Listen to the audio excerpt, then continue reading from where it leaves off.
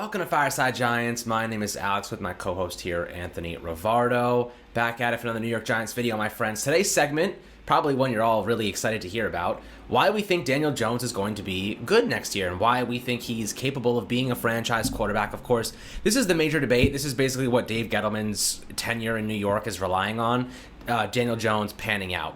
And it's a major problem for the Giants because last year they really did not give him the adequate resources and weaponry to upgrade and really see that development we need him to see. But as the Buffalo Bills did last year with Josh Allen, they got him some good receivers. Their offensive line came together as one. Their scheme took a step forward, and Josh Allen reaped the benefits. And now it's time for Daniel Jones to do the same. Even if it's not as big of a jump as Josh Allen, he needs to show progression. He needs to utilize Kenny Galladay, Kadarius Toney, Saquon's return, all these different weapons. He needs to maximize their potential, and it will make him look better in the process. But the question is, what have we seen so far that convinces us he can even be the guy? You know, because there's a lot of problems that we have seen in fumblings, the inability to progress to his reads and whatnot. But, you know, we have a film breakdown included in this video, so we're going to talk about it first, and then the second portion of this video will be a film breakdown for you guys. So you get 2 for 1 in this one, and it's a really good video to show you, you know, why we're bullish, rather, on Daniel Jones and why we think that he can have a good 2021 season with all these new additions on offense. But Anthony, my friend, before we dive into DJ and what he's capable of doing, how you doing today, my friend? I'm doing real good. Daniel Jones is someone that I'm pretty high on. I am absolutely a Daniel Jones believer because I did watch a lot of the film this past season. You know, I watched his 2020 season really closely because I think it was a really crucial year for a young quarterback. That second season, what kind of jumps do they make? Did they improve on their weaknesses? And as I watched the film, not just with, optimism, I gained optimism from watching the film. I didn't go into it with a huge bias because, to be honest, I thought Daniel Jones showed a lot in the beginning of his rookie season. But once defenses caught on, he struggled a lot, and he really wasn't too impressive during the second half of that season. He had a couple flashes here and there, but really just wasn't impressive. So I wanted to see year 2, I'm going to be a harsh grader, but how does he do? What does he do better? What does he do worse, if anything at all? And I came away impressed. I thought he was a much better player this season. I don't think the stat sheet, really shows it, but I don't think it needs to, because if you watch the film and you look at the premium stats, like if you have Pro Football Focus, you go look at that and you compare that to the film, it stacks up pretty well. And you see that this guy was actually a pretty good quarterback in his second season. He did take a jump. And now, as Alex mentioned, year 3, that's the most crucial year for a young quarterback, year 3, because this is when you're talking about, okay, are we going to extend this guy this following offseason? What's going to happen? Year 3 is the make or break year for Daniel Jones. Giants went all in. They got him all the weapons that he needs. They got him Kenny Galladay. They got him Kadarius Toney. They got him Kyle Rudolph, and they kept all the other guys around him. Plus, Saquon's coming back.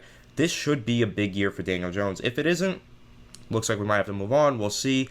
But this should be the year for Daniel Jones, and I honestly do fully believe that it will be the year for Daniel Jones. I do think he breaks out this year and establishes himself as a franchise quarterback because of what he flashed in the 2020 season. He showed a lot that tells me he has the tools and has the capability of doing this. We just got to see him put it all together with decent talent around him, and I think that's what happens in year 3. Yeah, you know what? It's really easy to put all the blame on the quarterback, right? It's really easy to look at an offense and say, okay, the quarterback's not playing well, it's probably his fault. But once you look deeper into the numbers, once you look deeper into the film, you see, specifically with Daniel Jones' case, is that a lot of stuff was going wrong around him, ranging from the offensive line to the receivers having the worst yards after catch or yards of separation statistics, ranging from the schematics and the route concepts and the lack of pre-snap motion. It was all bad. And Daniel Jones really got the brunt of it because when you look at the offense, he's the guy leading it. And if it's not him, who is it? He's the one guy that's like, if you have a good quarterback, you have a good offense. But we saw with Kansas City in the Super Bowl, when Pat Mahomes didn't have an offensive line, he was not a good quarterback. You know what I mean? Maybe he was above average still, but he wasn't great. He wasn't the Patrick Mahomes we see on a weekly basis when he has both of his starting tackles. So look at the Giants when you have injuries at left tackle, because we know Andrew Thomas dealt with an injury the whole year. Left guard, Will Hernandez was injured, and he also contracted COVID. We had a first-year center in Nick Gates. We had Kevin Zeitler, who was our only consistent lineman. And right tackle was Matt Parrott and Cam Fleming. Cam Fleming's a journeyman. I don't trust him with anything. I wouldn't trust him with a can of beans. And Matt Parrott, on the other hand, also contracted COVID and was a rookie. So what did we really expect from him? The offensive line was a disaster for those reasons specifically, let alone not having in-person training and a preseason to work with and refine their abilities. So Now, looking forward, we've already done the video discussing why the offensive line will take a step forward. Now it's Daniel Jones' turn. And these are a couple of statistics that stood out to me in terms of why Daniel Jones deserves another chance, why we shouldn't be so hard on him, and why the haters are really misguiding their hatred toward other portions of this offense. And here's the ones that stand out to me. Daniel Jones had only 2.39 seconds in the pocket last season on average. That ranked 29th in the NFL with quarterbacks with 200-plus snaps, right? 29th in the NFL. It was essentially the worst team, one of the worst teams in the NFL in terms of providing him with enough time. We know that DJ in a clean pocket is adequate, if not above average. He's actually very good. And that was really inspiring to see when he did have a clean pocket and the throws he was able to make. I posted a couple clips. I'll post them throughout this video too, so you can get an idea of just how great he was when he had some time and he was able to throw downfield. There was one against Austin Mack that stood out to me specifically, that he nailed a 50-yard pass down the sideline on a spray fade, that he had some clean time in the pocket. He hit Austin Mack in stride. And just to build on that, the Giants were using undrafted free agents at the midway point in the season as their wide receivers. That's how little depth they had there. That's how little talent they had there. People were excited about Austin Mack, but on any other decent team, he would never even have seen the field, let alone dressed on a game day. He was an undrafted free agent for a reason. The fact that we were utilizing those players as primary starters, I mean, how else can I say that we had no weapons? How else can I say that Daniel Jones was being given below average players to utilize around him? Now, the second one is his receivers dropped 8% of catchable passes. 8% of catchable passes. That was ranked 5th worst in the NFL. So not only did they not get any separation, when he actually was throwing good passes to them, they were dropping them. And Evan Ingram obviously is the main one there, and I'll talk about Evan Ingram in a minute. He was also sacked 44 times, so 4th worst in the NFL. Now, the Giants did a tremendous job upgrading that wide receiver core with Kenny Golladay, Kadarius Toney, Kyle Rudolph at tight end. And of course, you still have Sterling Shepard, and you have John Ross and Darius Slayton, Dante Pettis, a couple of decent players there. So when I'm looking at this team, the offensive line is the big question mark. I assume, and based on the research and factors that I've conjured up in my own head, I believe they will take a step forward, but again, it's still a question mark. They didn't address it enough in free agency or the draft, so how confident can we really be? I know they'll be better than last year. How much better is the question, Anthony? So when you're looking at Daniel Jones, they provided him with more weaponry on offense. How is that going to help him in terms of production, efficiency, and do you think that offensive line is really the catalyst behind his success this upcoming year? I think the offensive line is all important. When you look at the offensive line, it's scary, right? Like, you do have Andrew Thomas coming off of an injury, year 2. You think he's going to be a lot better. And honestly, I thought he was pretty good last year, especially in the second half of the season. But then the interior of the offensive line. I believe in Nick Gates, but I don't necessarily believe fully in Will Hernandez or Shane Lemieux, especially not Shane Lemieux. I see a lot of pass protection problems with him, which could spell trouble for Daniel Jones. Right tackle, we don't even know who's going to start there. Will it be Nate Solder? Will it be Matt Peart? That's going to be a camp battle to keep an eye on. So the offensive line is going to probably be a little bit of an issue for the Giants this year, and that's the only thing that could hold Daniel Jones back, that and maybe the offensive scheme. But really, he has so many weapons and so many toys to play with. Daniel Jones should be just fine. He should be able to have enough. You should be able to say he had enough talent around him to get it done this year. You have a lot of talent in the wide receiver core now compared to last season. Last year you had Sterling Shepard as your number 1 receiver, which is kind of a disaster when you think about it, because as much as I love Sterling Shepard, as great of a player as I think he is, he was never meant to be a number 1 receiver in the NFL. Number 2, you had Darius Slayton, which we hoped he could turn into a really good number 2. He turned into a decent number 2, but was he, that really good player that had fringe WR1 potential? No, and, maybe we set the bar too high for him. Then you had Golden Tate out of the slot, who was kind of a disaster in his own right. The Yak King who couldn't get any yards after the catch this year. That was pathetic, and so I'm happy that he is no longer going to be designated into that Yak role. Now we have the most elusive receiver from the 2021 NFL Draft into that slot Yak role, Kadarius Toney, and I can't wait to see what he does in this offense. And another thing that you have to keep in mind with Kadarius Toney is he's so fast, and maybe he's not really a vertical receiving threat. He doesn't make plays deep. What he really excels in is route running underneath, getting the ball, making people miss, and then running after the catch. But that speed, you just send him vertical, defenses have to respect it, and it pushes them back, and then it opens things up underneath for a guy like Sterling Shepard as well, who's also a good intermediate route runner. And of course, that's where Kenny Golladay comes into play, because when you talk about the Giants offense last year versus this year, there's a key difference. There was no one that threatened defenses in the receiving game last year. There was not a single receiver that defenses keyed in on and said, okay, we're scared of him, we can't let him win this game for them, right? Kenny Golladay is now that scary receiving threat. He's the guy who can run the routes, but also, even if he's not open, there's a pretty good chance he's going to catch it. He's just going to go over the top of you, and he's going to haul it in. And that's perfect for a guy like Daniel Jones, who loves to make those back shoulder throws. Daniel Jones here's the statistic that I'll pull up, he had 132.5 passer rating in the league, which was the highest in the league, and he was the third highest graded 20-plus yard thrower in the NFL. So when you look at a guy like Kenny Golladay, who just goes vertical all game long, basically. Goes vertical. He runs all the routes. He's got a pretty full route tree. But what he really does when he's going vertical, just down the sideline, and you just throw him a back shoulder fade 50-50 ball, every single time you should expect him to come in with it because he's 6'4", and he's the best contested catch receiver in the NFL, arguably, only behind maybe Allen Robinson. So that's where Daniel Jones is about to really excel because he threw so many great back shoulder passes. Perfect balls down the sideline. Perfect deep shots. Post routes, corner routes, go routes. He threw all of those to perfection.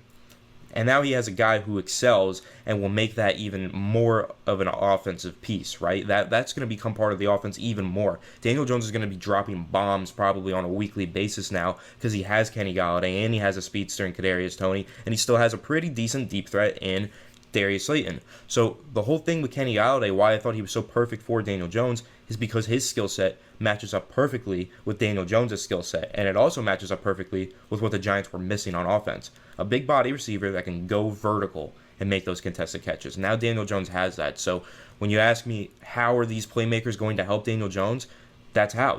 They're fitting his skill set perfectly. You still got the guy underneath who's going to catch the ball and maybe be a threat to take it to the house from anywhere. That's Kadarius Toney.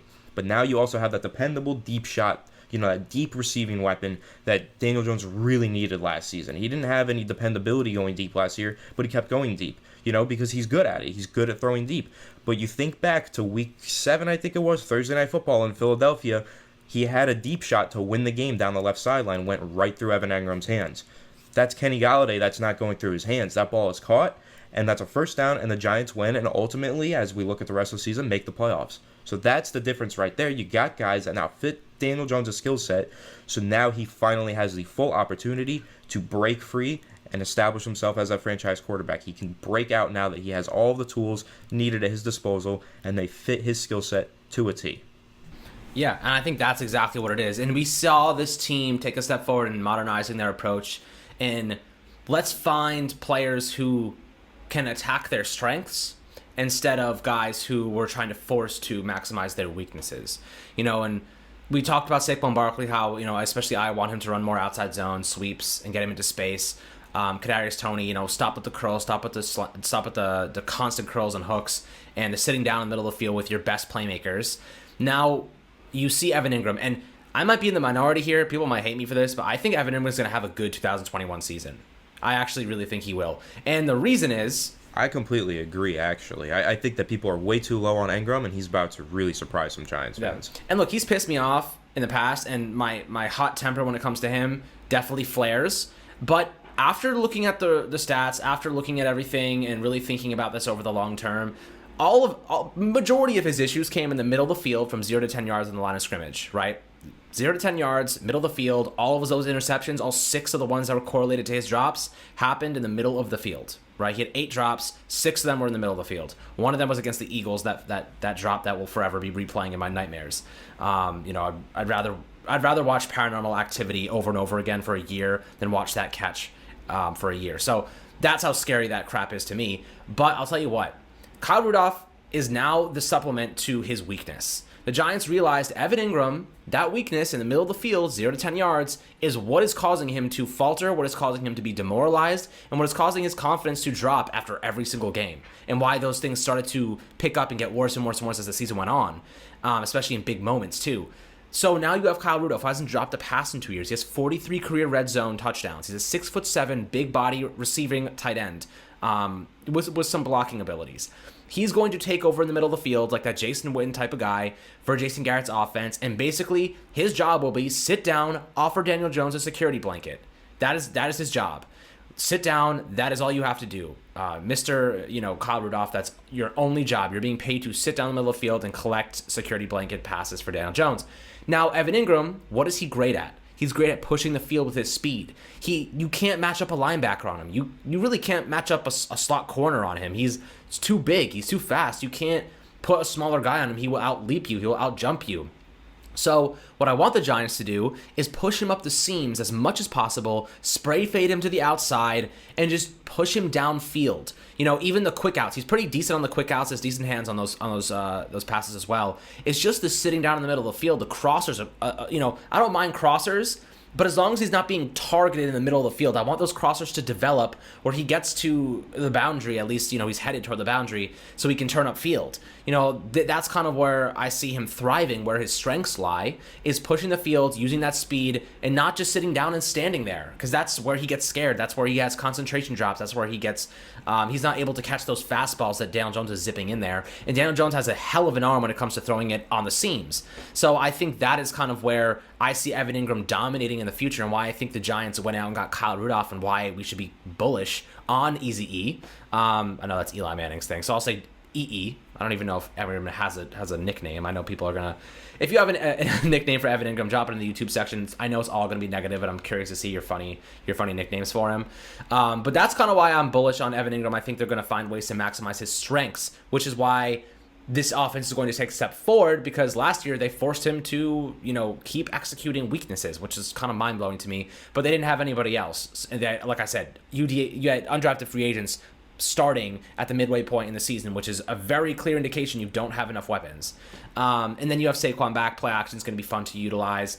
And then you can, use those big body receivers in man coverage, because if you're playing the run and you have a good running game going, teams are going to play cover one against you. Once you have that running game established, they're going to play cover one. They're going to, hopefully they're going to think that you're running the football, and they're going to play run-stopping formation, stacking the box. You roll that out with Daniel Jones. He's got the speed for it. You have your big guys like Kenny Golladay, Evan Ingram, running post-outs or whatever it might be downfield, and you have those nice mismatches, and that's what we're looking for, to mismatch. The Giants, I feel as though they want to be a running team, but I also feel as though they want to mix in a lot of Eric Coryell like downfield approach to their system. So I think they're gonna approach each game individually. Is kind of how I feel about this upcoming season.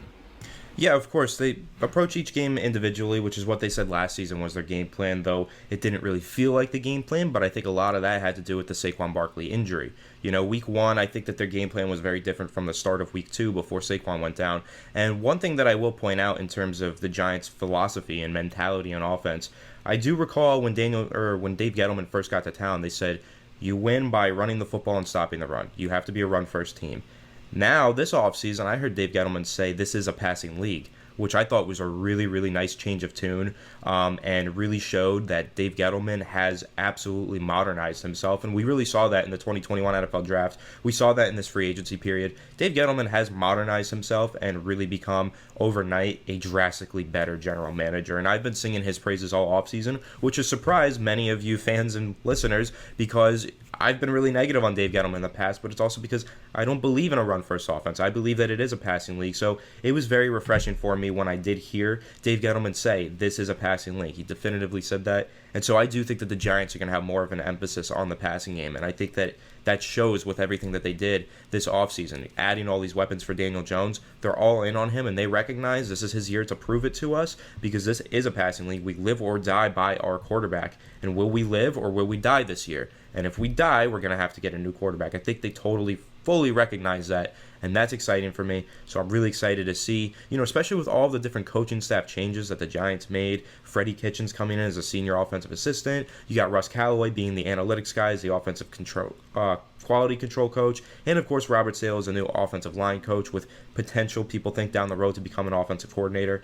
think the Giants really revamped this offense in the offseason, and I think that you're going to see a lot more passing attacks, a lot more of a vertical passing attack, more play action, more bootleg, and more creative ways to keep that pocket clean, because as Alex mentioned, Daniel Jones is one of the highest graded quarterbacks in terms of clean pocket in the NFL. So I think this is going to be a big year for him. I really do. And I think that the Giants made all the necessary changes to give him a really, really nice, clean slate and a really, really good opportunity to succeed in 2021.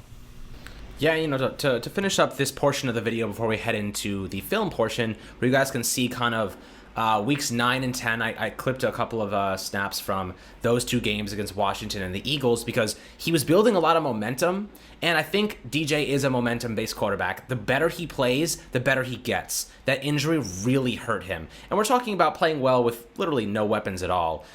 So I think that was a really big sign. He didn't turn the ball over at all in those two games. He had a couple of gorgeous passes. He was going through his progressions.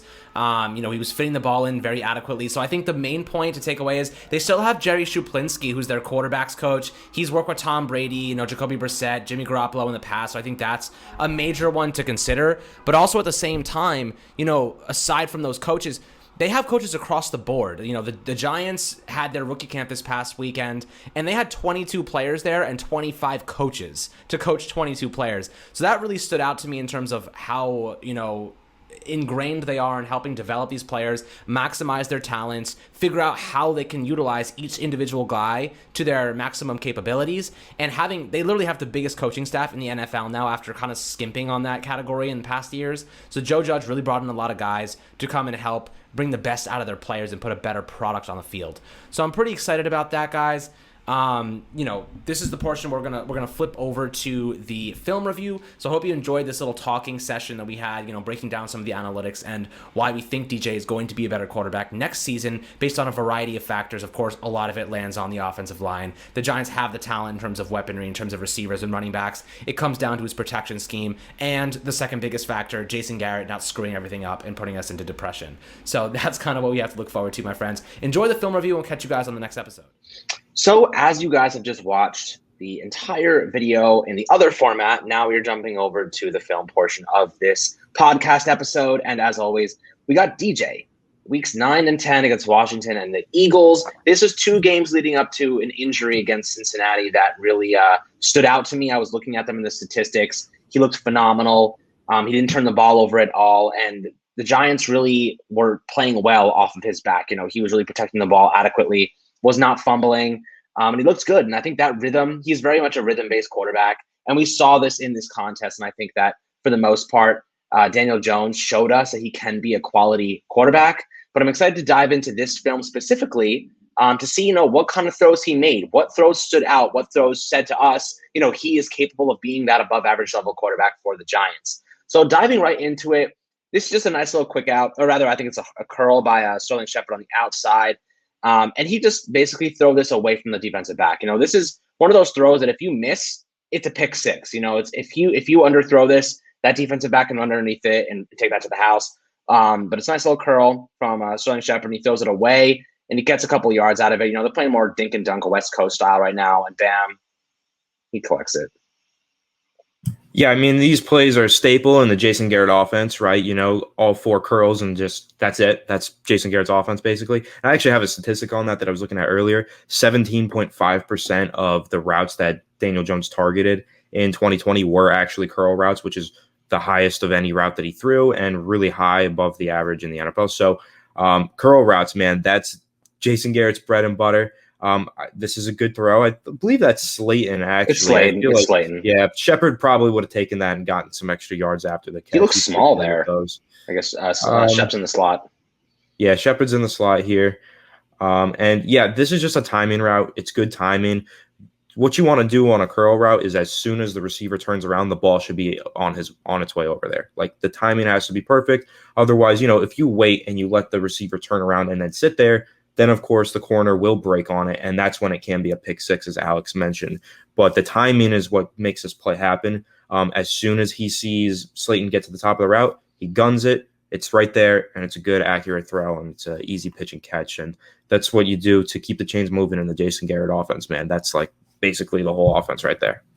West Coast dink and dunk. We know how it is, and hopefully that is not what we see next season. But this one, he took a little bit of a different route here and developed a really awesome route concept. And this was different than what we've seen, the hooks and the curls and the very short yardage situational passes. And this one, he kind of used a rub route with Austin Mack and Evan Ingram here to create a bit of confusion. It's a cover three they're playing here, but you can't really figure out like what Washington is trying to do here. They have a nickel corner in the middle, like the kind of shifts over to the flats, and that number 23 on the bottom of your screen drops back into deep coverage. He's following Evan Ingram, but the Giants realized they probably saw something on film here that guy covering the flats, and I'll show you kind of what I'm talking about so you can see. So you see at the bottom of your screen, you have those two guys, 23, and then this guy trying to figure out, what is going on here. He's covering the flats, and Austin Mack was an undrafted free agent, by the way, already gaining snaps at the midseason point, which is not ideal for a team that needs to build around Daniel Jones. They'd have no weapons at this point in the season after Saquon Barkley goes down. So Austin Mack looks like he's just run to the flats. He turns his head. This guy I think he kind of has his peripheral vision thinking that he's kind of just running the flats and that's it. Daniel Jones is still looking to the middle of the field. And Evan Ingram kind of looks like, he's about to break free, but that's safety over the middle and that number 23 dropping into cover, deep coverage. And then you have Daniel Jones just deliver an absolute strike in stride to Austin Mack, who runs an out and up to try and just, confuse that flats cover corner right there. So out and up, Austin Mack puts his hand up. He's like, I am wide open. I will take this to the house. But because Austin Mack is not John Ross and Daniel Jones hits him in stride, like at this point right here, most NFL level receivers, at least with some sort of speed, I would even say Kenny Golladay, I would say John Ross, Darius Slayton, they catch this and they take this home. This is a pass. He has about a yard. He has some room. You got to take this one to the house, and he gets caught here just because I think that DB was clearly faster than him. But the point here is that Daniel Jones, delivering a perfect ball downfield and giving his receiver an opportunity to make a play. And the biggest part here is that the offensive line stood their ground and really gave him some adequate time to make a throw, progress through his reads. And when he has a clean pocket, Daniel Jones is a very, very adequate passer. That's kind of the entire thing this whole 2021 season is relying on, the offensive line giving him time. Because if they can do that, we can see plays like this with actual route concepts and some more time. And Washington has a badass defensive line, so it was pretty good here. Looks like a little hold, actually, by Cam Fleming, but we'll ignore that. Yeah, we'll ignore that. And the number one thing that I had takeaway from this play was that it was a really clean pocket. And as we keep mentioning, Daniel Jones just works really well from a clean pocket. You give him some time and you give him some good route concepts to throw with, and he can do some damage. And credit to Jason Garrett. We just, made fun of him a little bit for the all curls offense that, Twitter loves to make fun of him for. But on this play, this is an awesome route concept. You've got a really solid duo of Ingram playing the seam route, and then you have a nice little chair route and out and up by Austin Mack, and it really confuses the defense because what happens here is this does look like a cover 3 or 6, cover 3, cover 6, some sort of 3 deep safety look, 3 deep coverage look. But what happens here is I think that 23 is supposed to be playing the deep third, and he gets really confused because they kind of just flood that part of his field. They flood his zone, really attack it, put 2 receivers right in it with Ingram and Austin Mack, and he just has to choose one and hope that the other one is going to the sideline. Austin Mack's running the out, and then he goes up. So when he's running the out, I think that they're just assuming, he's probably just going to stay out and he's not going to cut it upfield. But, when Ingram floods up the seam, leaves him wide open on the sideline. And of course, Daniel Jones hits him in stride with a really nice, perfect throw. Jones's deep ball accuracy is, top tier. It's one of the best in the NFL, or at least it was this past season. And, when you give him that clean pocket, he'll step into a throw. He'll put it right in stride and make a really, really nice deep toss like he did here to Austin Mack. Exactly. So, that's a little bit of a testament to his downfield accuracy. And as I said before, when Daniel Jones is in rhythm, he delivers strikes. That's what he does. He's like Garrett Cole out there if you're a Yankees fan, or DeGrom if you're a Mets fan. Yeah, and another thing that I'll say is this is what Daniel Jones is capable of doing when he's playing in a more vertical offense, when he's got good route concepts, going downfield, flooding, attacking a singular deep defensive back, and opening someone up because he is so accurate throwing the ball deep. That's what the Giants should do. I think they will more this 2021 season, but they really need to just attack deep safeties, have two guys go deep and have one diverge, and do different route concepts that focus on going deep, not just the curls, not just, the rub routes underneath. Daniel Jones is a deep ball thrower, and I think that this is a perfect, play to look at and say, the Giants offense needs more of this, more of an emphasis on going deep and making plays downfield, because this is a great route concept by Jason Garrett. And, look at what it did. It got us a 51-yard gain down the sideline because Daniel Jones is going to make that deep throw. You just got to scheme it open and give him the opportunity to do it. So really like that there. And I do think you're going to see a lot more of that in 2021. Now that the Giants don't have an undrafted free agent, Austin Mack, going down the sideline, they'll have a combo of probably Evan Engram and Kadarius Toney going down the sideline, or Kenny Galladay and Kadarius Toney going down the sideline on that play. So I think, now we have the personnel. You're going to see the offense open up to a lot more vertical plays just like that one. Yeah, when you're watching these clips, keep an eye on one thing. Defenses are playing very close to the line of scrimmage. They're really stacking the box here with a lot of linebackers. They're not really playing two deep safeties. They do not respect the deep ball game from Daniel Jones or this Giants offense and the play calling and the weapons. And that's going to change this upcoming year. You're going to see a lot of cover one, a lot of cover three, but not a lot of two deep safeties covering those deep shot zones, especially, those cover three beaters, those out and ups and those seam routes. You're going to see more cover two in the future, I believe, because the Giants are just going to force them to need more safeties in the defensive backfield because of those deep shots. But here, obviously, you can see it, like, they pretty much have a straight line across the board. They're sitting about 5 yards away from the line of scrimmage. They do not respect the Giants here.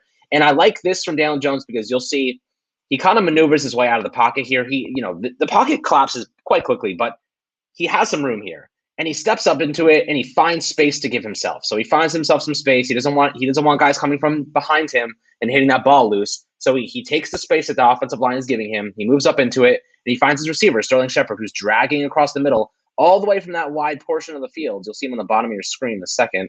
You'll see him all the way on the bottom, and now he's dragging across. Right, and that's what Anthony and I love about Sterling Shepard. He finds ways to get open, and when you're dragging him across the line of scrimmage, he's very small and sneaky, so he finds those pockets of space to work in. And Daniel Jones is not even looking his way, but he kind of just runs into his vision. He's like, oh, okay, there's my guy, and he gets 20 yards out of it. So that's what I love about Sterling Shepard. It gives his quarterback some room to work with. And I think Shepard's another guy who's going to have a phenomenal year with the acquisitions of Toney and Kadarius Toney and Kenny Galladay, because he's not going to be the wide receiver one anymore. He's not going to be expected to carry the load. He's now 1, 2, maybe even the wide receiver 3. We'll see how Toney performs. But for the most part, I think he's going to have a phenomenal year facing up against lesser talent, CB2, CB3s, maybe in traveling back into the slot a little bit. And Daniel Jones is going to find him a lot. And he is a very good route runner. So against, poor secondaries, he's going to feast. He's going to get open all the time. Dan Jones will be able to rely on him. Yeah, totally. I love Shepard, and I do think that he's going to fit really well into this offense. I think he plays a lot more in the slot here, but I think he gets back into that Z role that we saw him play last year a bit more.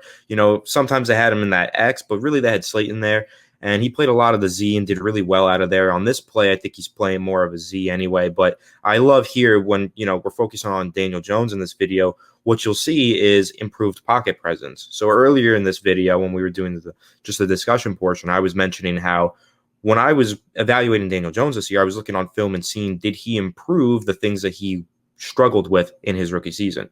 The number one thing he struggled with was his pocket presence. He would stand in the pocket, get clocked from behind, never even knew that the defender was coming.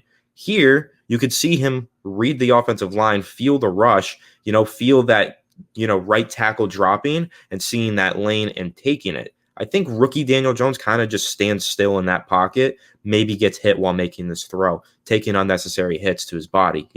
I think it's better here. You see him step up, feel the rush, feel that right tackle is guiding that defensive end away from him, steps through, keeps his eyes downfield. And I do think that he knew Shepard was on that drag route this whole time, and was reading the coverage and knew that there was just going to be a little soft spot there. So step through the pocket, find Shepard, make a nice easy throw, and let Shepard get to work underneath. And one thing that I'll say, though, this is a play where you look at Shepard and you see what he did here, and you say, okay, great job finding that soft zone, nice speed, gets the catch, goes upfield, right? Now imagine right there where you have it pause, imagine that was Kadarius Toney. He catches that and he goes upfield 10 times faster, breaking 3 times more ankles. This is like what Kadarius Toney is going to add to the offense. So right on this play, Then Shepard turns it upfield here, and you're going to watch him turn it up. He's going to break a tackle, too. See, nice vision there, breaks a tackle.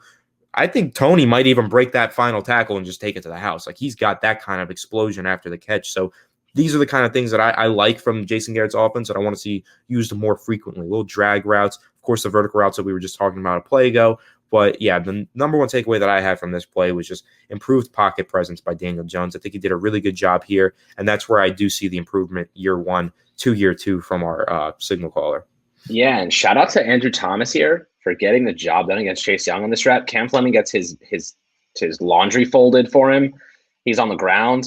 But Andrew Thomas, look at him. He's trying to help out. He's trying to help out Lemieux, stick out an arm just to give, because Lemieux, as we know, is an awful pass blocker last season. He's just absolutely disgraceful. Andrew Thomas trying to help him out and get Chase Young, beyond Daniel Jones as well. And he releases, and he kind of gets a little help from the interior defender there, and he actually pushes Chase Young behind way out of the play. So really nice play there by Andrew Thomas. But if you look at Cam Fleming, on the other hand, ends up on his ass. That's like Anthony was said before, a long arm snatch, and he just gets. I mean, Daniel Jones feels it, right? And that's the thing. Daniel Jones wasn't even feeling his vision side pressure in his rookie year, or even earlier on in the season. Guys that were coming into his face, he was not recognizing and feeling. So it's good to see him starting to realize, okay, there's space here. Let me take that space. And you see Cam Fleming already he's on his ass. I mean, come on, Cam. And that's why we let him go. And we have Matt Parrott, Nate Solder now. So hopefully they're a little bit better, because obviously I don't want to see my offensive tackles on their ass anymore. But a nice little play by Shepard, breaks a couple tackles. As we know, we love Shepard. He gets a nice little rockage here to the head. Not exactly what you want to see for a guy that has a bunch of concussions already, but he gets up, talks some smack like Shep does, and then you'd love to see it. Yeah, you do love to see it. And I will say, I think your analysis on the offensive line was pretty spot on. Andrew Thomas did a great job on that play. Yeah, and here we just have Daniel Jones feeling the rhythm of the game, and he makes a perfect throw. And Anthony and I talked about this before we watched the clip. But he finds, I think it's a CJ board here, and it's a little slant. Or is it skinny post? I don't know. It looks more like a skinny post because it's pretty deep down the field, not really it's quick like slant. Outside release. It's more of like a 4 or 5 step release than it is a 1 to 3 step release. So I'd call this more of a skinny post. But what I love here is the coverage is great. This is great man-to-man coverage by the cornerback. You have to give kudos there. Plus, there's a safety over top. This is a single high safety look. But what Jones does here is sees, okay, there's like a little bit of separation. Board is in front of this corner. If I can gun this in there low and away from the corner, I can complete this. And he does exactly that. This is pinpoint accuracy, because the only thing that you can do here, if this ball is high, there's a chance it gets deflected, tipped up, and lands in that single high safety's hands, right? If this ball is behind, there's a really, really good chance that corner playing great coverage is going to undercut it and intercept it. So what you have to do, you have to keep it in front of the receiver, but you have to keep it low, because you don't want to pop up and you don't want it behind so that the corner can make a play on it. It's a perfect throw. It takes a lot of arm strength to gun it in there and time it like this, because this is also a timing thing. When you've got a guy slanting over the middle of the field, you have to time where he's going to be and where the ball is going to be, meet at the perfect spot. This is just a really, really good low and away throw to keep it away from the cornerback. Nice stuff right here by Daniel Jones. Really strong arm too. I've just started to watch Andrew Thomas during these clips. I know that we're talking about Daniel Jones, but I keep just locking eyes on Andrew Thomas here. And another great rep against Chase Young. Chase Young comes in there with heavy hands. He's trying to smack those hands away. And Andrew Thomas resets and just closes him in, pushes him interior. Just another nice rep from Andrew Thomas on Chase Young. He's got his number, and I love to see that. Yeah, one thing that I'll say with Andrew Thomas is I feel like we didn't see him get beat on the inside too often in the second half of the season, and I think that's really good, that development, because I feel like in the first half that became a little bit of an issue. The Cardinals' sin to get beat on the inside, but he really fixed that in the second half of the season. You saw Chase Young try to go work from outside to inside there. Andrew Thomas's feet were a lot quicker. He was able to get in front of it. So, and that feet is going to be really important for Andrew Thomas as, he's coming back from the ankle injury. Think he should be a much improved player, and don't think we'll see him get beat on the inside too often in year 2. Agreed. And here is what I said earlier with Evan Ingram.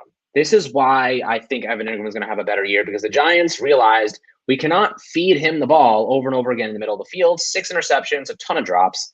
And what they do here is they utilize Daniel Jones's accuracy up the seams, moving downfield, and they target Evan Ingram, who crosses over this guy like Kyrie Irving, breaks his ankles, and just utilizes that big frame. And Daniel Jones, like, I know Eazy-E drops the ball a lot, but this is a hell of a catch. This is just a great catch. Bam. Diving. It doesn't get better than that. That's how they need to be using Evan Ingram, up the seams, attacking vertically. He really should just be a slot receiver, a jumbo slot receiver. I don't even of course you like to see him in line every now and then, but the guy can freaking make plays as a receiver, as a stand-up receiver, like straight up. Like, that's most of his best plays come standing up in the slot. And I think that's kind of how they want to utilize him with Kyle Rudolph, even in 12 personnel. They're just going to have him in the slot and just kicking ass from that position, because he's really, I mean, look at this. Like, there's nobody there. This is just give it to him every single time.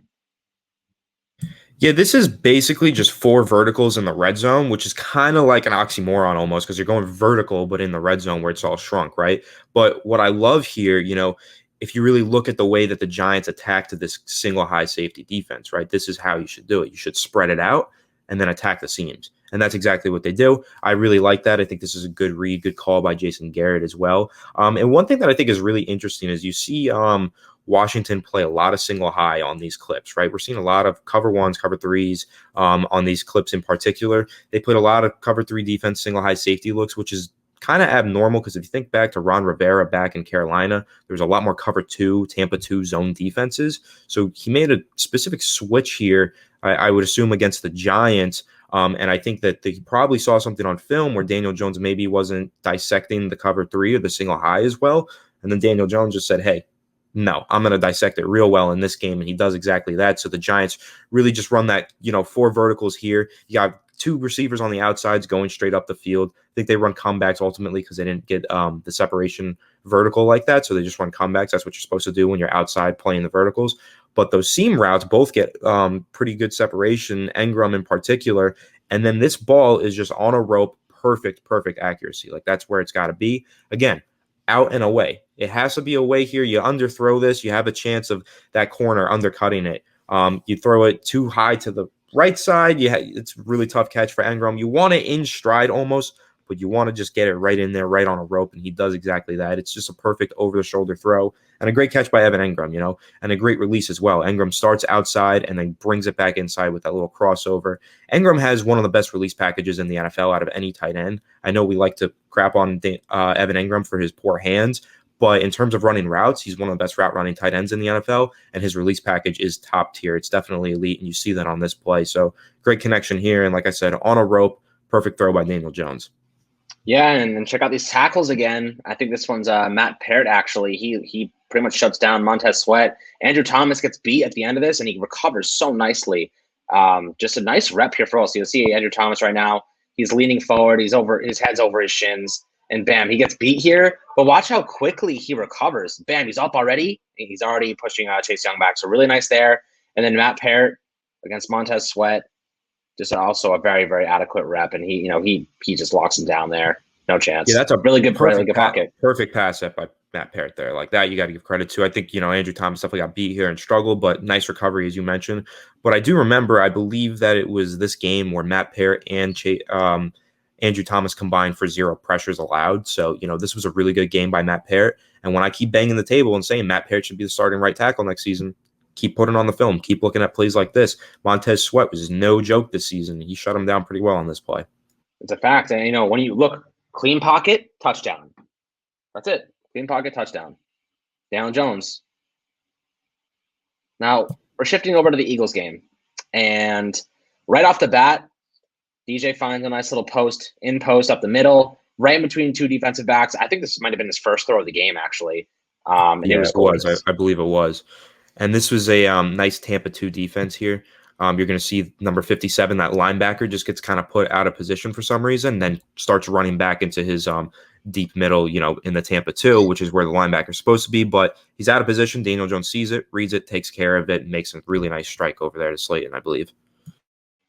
Yep, it's Slayton, and it's a great throw to start the game. He's carrying it over from Washington already. Damn, I mean, it's a great throw.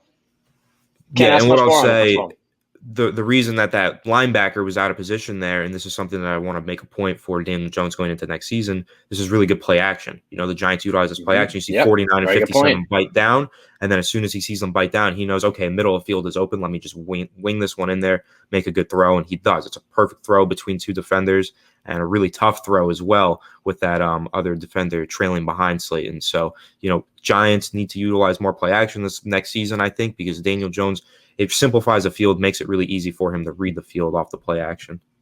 Yeah, I mean, he does a really good job there, and I think to start off the game with a couple of good throws, and here, just a little slant by Austin Mack, but I think he does a good job of keeping this away from the linebacker, because you'll see linebacker shades over right in front of this route and almost picks this off, and he throws it behind Austin Mack away from the defender, and I think that's it might have been an accident, but I don't think it was, because he's clearly, he throws this away only where he's going to get it, because even the cornerback there, if he catches that, he might knock it out, So I think it was overall a good throw from DJ to keep his receiver safe.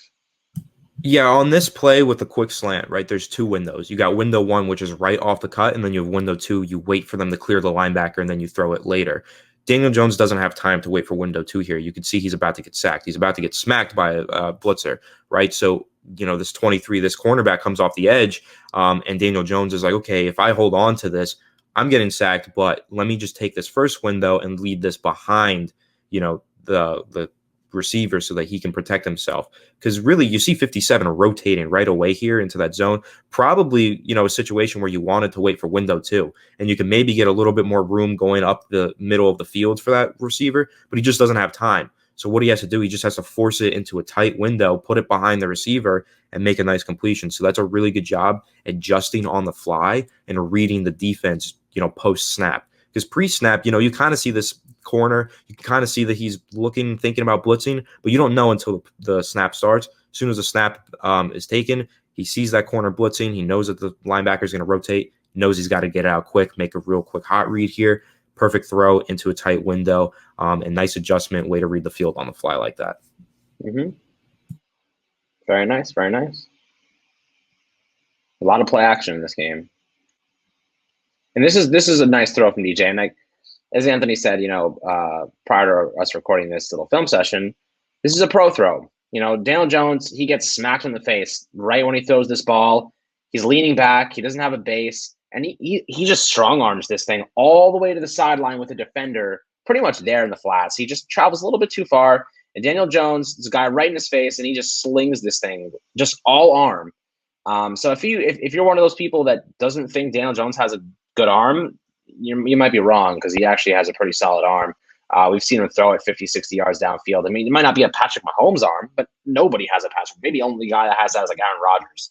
And he freaking slings that thing. But Daniel Jones, adequate arm. He can make all the throws. I'm not worried about him and his arm strength. It's more of his progression and mental ability to progress through his reads. That's what holds him back primarily. But I think with a cleaner pocket next year, hopefully a better offensive line, more weapons, he'll feel more confident. He'll have more time in the pocket, and he'll have more security blankets to utilize in the shorter portions of the field, but also in the deeper portions of the field, because hopefully this team is more downfield oriented. Yeah, Daniel Jones's arm is definitely adequate. People try to say he has a weak arm. I totally disagree. I think 1 week after this, right, or the following game after this Eagles game, I think we had the bye and then we had a game, played the Cincinnati Bengals. It was incomplete because Darius Slayton dropped it. But if you remember, Daniel Jones threw a pass 65 yards through the air. He's got some arm strength. He can get some air underneath the ball. And here, as you mentioned, this is just all arm. And you mentioned earlier that I said before we started recording that that's a pro throw. And basically what I mean when I say that is, we all watch the NFL scouting combine every single year. We didn't this past year because it didn't happen. But when we do, the quarterbacks do their drills. They stand on one side of the hash, like Daniel Jones is doing there, and they throw to the other sideline. They try to time those out route throws.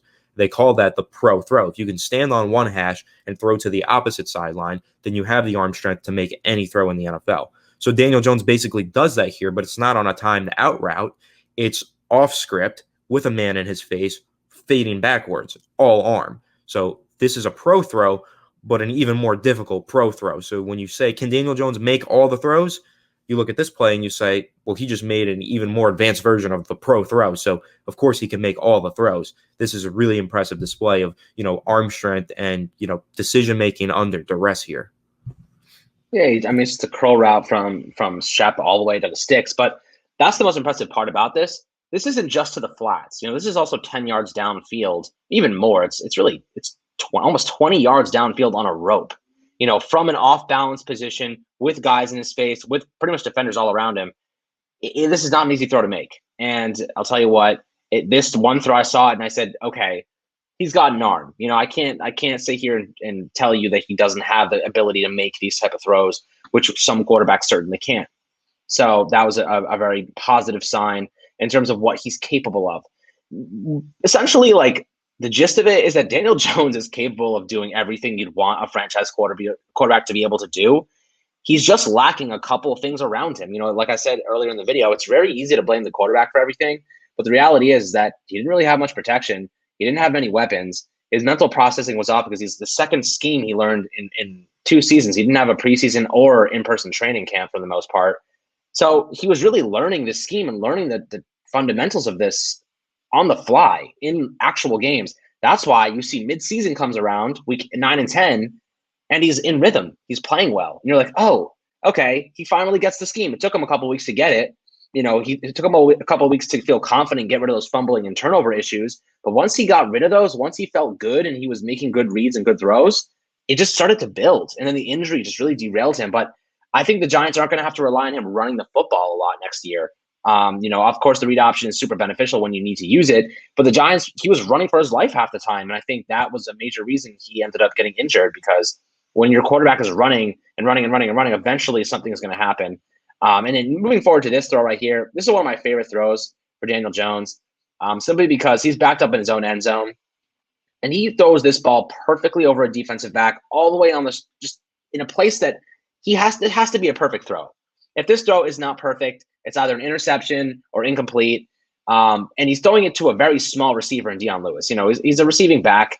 And he not only does he fit this right over the cover 2, hole shot in that defensive back. He's full stretched right here. You can see him. This is as high as this guy can jump, which isn't that high, I guess, because he fits this right to Dion Lewis on the sideline. But he also protects his receiver. If that safety's coming in, if that's Jamal Adams, he's coming in going to rock your receiver, that could be bad. That could be a big problem. But instead, he gives Dion Lewis a little back shoulder, hole shot, and he protects his receiver while also beating that coverage. And I think that was just an adequate throw from Daniel Jones. That is a throw that above average quarterbacks make routinely, specifically above average quarterbacks, in my opinion. And the fact that he displayed that and showed us he can do that, showed us that he can be above average quarterback. And I think he has the tangibles. He just doesn't do it all consistently based on the factors that I just listed. Yeah, as you mentioned, this is cover 2 hole shot. Pre-snap, they're in more of a cover 3 look. They rotate post-snap right into the cover 2. So basically you have that corner, that outside corner playing the flat. Pre-snap also is kind of, I believe this looks like man, because you're going to see this corner kind of go out with Dion Lewis as they motion him to the outside. But you basically just have that outside corner playing the little flat route, or flat zone. And then you have huge hole on the sideline and then the deep half by the safety. So basically, that's a really tight window. You just got to wing that one in there. And this is really hard to do, especially when you have a shorter receiver like Dion Lewis. But Jones is able to just step up, wing it in, and make a really perfect throw on a rope again down the sideline. Daniel Jones loves to throw the ball deep, as I keep mentioning. And this is pinpoint accuracy in a really, really tight window. A hole shot. That's exactly what this is, because there's just a really small hole in that cover 2. And if you can take advantage of it, you can get those yardage down the sideline, and I think that he, does a really good job there. And of course, pass protection is great as well. Yeah, I mean, just look how close this ball is to that defensive back. I mean, where else can you put this? If he lofts this ball up, it's going to be incomplete or interception, or Dion Lewis is getting his head taken off, Game of Thrones style. But instead, he lasers this ball in the only spot it can possibly be. If this is an inch, 2 inches lower, the defensive back might get a hand on it. He might tip this up. This might be an interception. It has to be a perfect throw. I mean, look at the margin for error here. Just maybe a yard, 2 yards. I thought this was a fantastic throw. I thought this was one of the better throws of the season for DJ. Backed up in his own end zone to take a shot like this right over a defensive back, and he has pretty decent positioning. He's only a couple of yards away from the boundary, and Dion Lewis. So I thought this was adequate. I thought this was a play worth reviewing because if he can do this, we know he has the accuracy and the zip, because this is not a rainbow shot. This is a freaking laser right over the defensive back that drops right into Lewis's hands. I mean, it's right at his chest plate. It's just a perfect throw. So I really thought that was worth taking a look at. But here we go. This is a nice little man coverage shot to Golden Tate. He looks off Sterling Shepard. Rather, it's actually Evan Ingram in line, and this little post in the middle. He looks off Evan Ingram, gets that safety to rotate over to the left side of the field, and just takes a shot to Golden Tate. I mean, Sterling Shepard really isn't running a route here. He kind of just like jogs a little bit, but this is really trying to draw that cover one safety away from Golden Tate in the seam route right there in the hole shot. So I think this is a nice little play from Daniel Jones to look off that safety, give Golden Tate a chance in man coverage to make a play. And Golden Tate made a couple of like anomaly, like big catches every now and then. He didn't really do anything else. He just kind of made like one catch a game. And you're like, oh, okay, that was pretty nice. But the rest of it, he was kind of a ghost. It was nice. I thought this play was very nice. It was a great way for Daniel Jones to really look off that safety, get him to move, and give his receiver a chance to make a play. Yeah, this is a really good catch by Golden Tate, and it's a pinpoint accurate throw, which I'll get into just a second here. But what you're seeing here is a cover one zone or man defense, right? That single high safety is just going to take whatever goes over the middle of the field. So he takes Ingram, and then that means the seam is just a one-on-one shot. Daniel Jones did this time and time again this season, taking these one-on-one shots down the field, and he loves that. He loves that 50-50 ball that he can just throw open. Because what he does here is he throws Golden Tate open. He throws this ball perfectly and puts it where only Golden Tate can get his hands on it. It's just up to Golden Tate to make the grab now. That corner can't get his hands on that ball because his back is to the football and the ball is just in a perfect spot. So you see Jones watch Ingram run that post route over the middle. So that draws the safety as well because his eyes are manipulating the safety's positioning. So you're going to see as the snap goes, Ingram comes over the middle. I think that it's a pump fake, but I think he's also just looking to Ingram to throw and then realizes, okay, safety took that away. Let me take read too. Let me take the shot to Golden Tate. I know that I can make a perfect throw here. And he does make a perfect throw. And another thing, looking over to 2021, this is a throw, needs to be perfect to make it, and the margin of error is really slim. Daniel Jones did this time and time again in the 2020 season. But they didn't do it that frequently because they didn't have the personnel to do it. Like, this is Golden Tate. He's what, 6 foot, 5'11", and you're throwing up these 50-50 balls too? Not even. Just wait for 2021. Now you have Kenny Golladay. This becomes a 60-40 because of the throw being so accurate. It's not a 50-50. The throw is perfect. This is 60-40. Kenny Golladay makes this probably 75-25% chance of completing this. You've got a 75% chance of making this play work, and Giants are going to have to do this just a lot more. Scheme open these one-on-one matchups for the receivers, but now you've got the guys who can actually go up there and can make that play, like a guy like Kenny Golladay. This is just perfect. This gives me, dreams and hopes for next season, just watching Kenny Golladay go downfield, be that vertical threat that the Giants offense was missing, be that 50-50 catch over the top of defenders' backs guy. And now the Giants have that. They were using ragtag team of 50-50 guys like Golden Tate and Sterling Shepard on these plays. And what that means is Daniel Jones has to make perfect throws to make those plays work. Now the margin of error is a bit smaller. So now they can do these plays more frequently. They can have more deep shots, one-on-one or, one-on-one 50-50 balls more frequently because they have a guy like Kenny Golladay who could just open up the offense and do so much for Daniel Jones. I mean, that's where his impact is really going to be felt, on plays just like this one, where Daniel Jones has all the accuracy in the world, but just needed a little bit more talent around him, and now he has it. Yeah, and Golden Tate is 5'10", and this ball, you really can't put it any better than that. You really can't put this ball any more accurately than this. And the cornerback sees it too. The defensive back looks up, he sees the ball.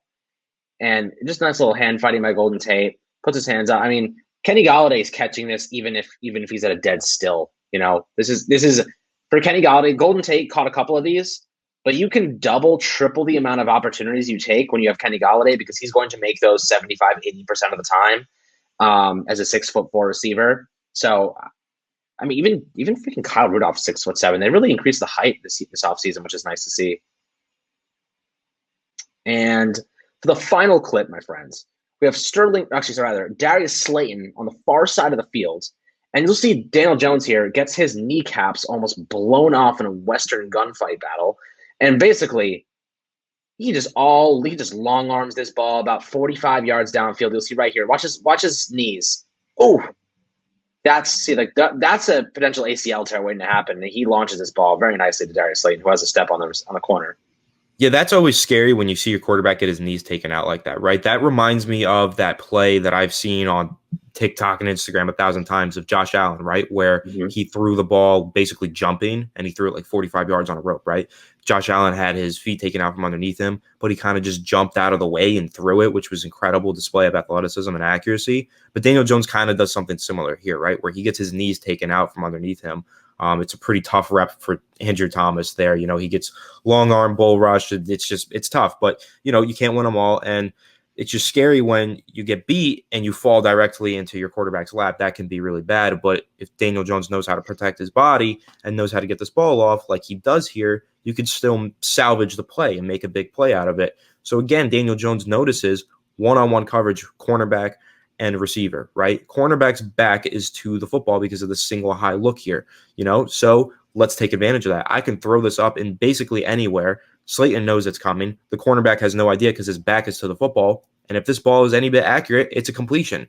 Daniel Jones recognizes that, takes the shot, makes a pretty accurate throw with no base underneath him. It's all arm, 45 yards. It's not the most accurate throw, but it's in a spot where Slayton can track it and make the reception. Really good ball tracking by Slayton there as well.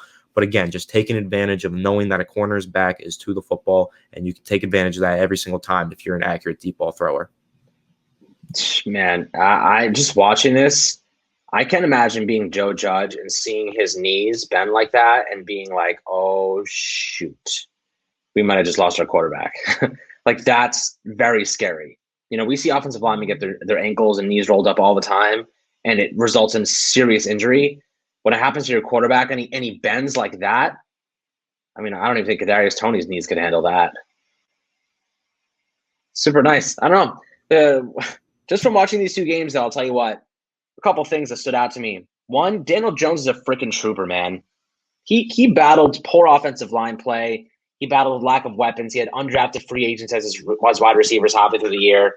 The guy withstood it all. You know, he played on. He played with a serious hamstring injury that Joe Judge even said would have kept most guys out for the remainder of the season.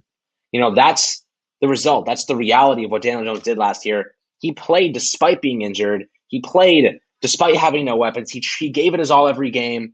And that's what you want. Like, I really am not losing faith in Daniel Jones yet. I feel pretty confident that he's going to have a decent year next year. It's going to be better than this year. I think it'll be better than his rookie season.